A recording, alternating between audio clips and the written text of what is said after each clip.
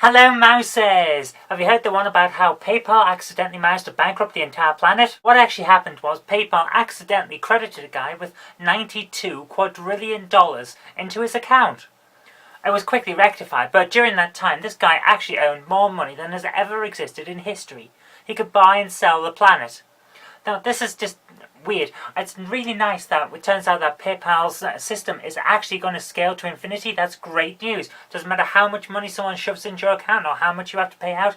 Their system can clearly cope with it because they managed to give someone $92 quadrillion, which is an awful lot. For those of you who don't know, a quadrillion is a 1 with 15 zeros behind it. And that's under the short form rules, of course, because economics goes by the American system of counting million, and then 1,000 millions a billion, and then 1,000 billions a trillion, and then 1,000 trillions a quadrillion, and it goes on like that. So when I heard about this, what I thought was, hang on, how much money is actually in the world?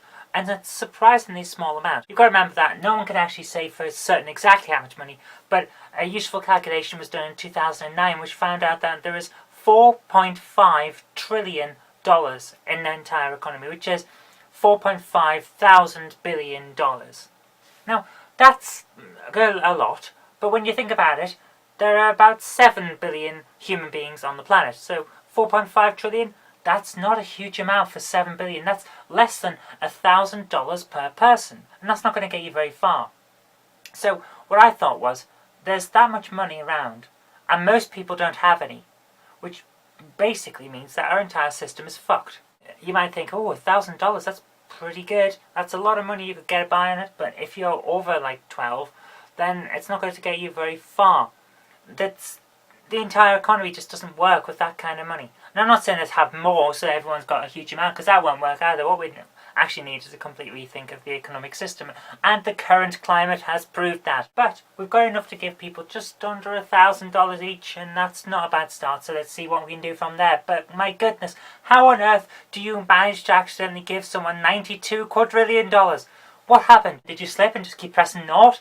Did someone decide that they wanted a really creative way to resign? I don't understand this. Surely you would notice when there's that many zeros. Oh my goodness, man, come on.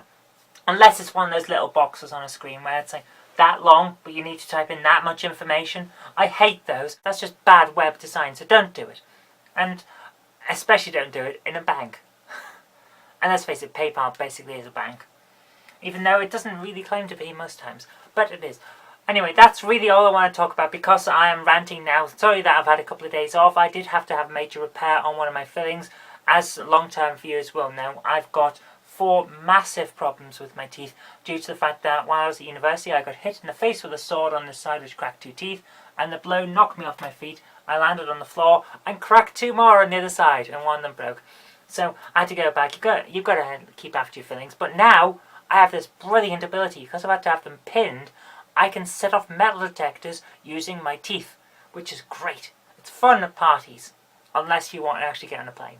Okay, thank you very much for watching. If you did like this, remember to click the like button, share it with your friends so that they can see just how badly someone can mess up, and do subscribe for future videos because there will be more in the future.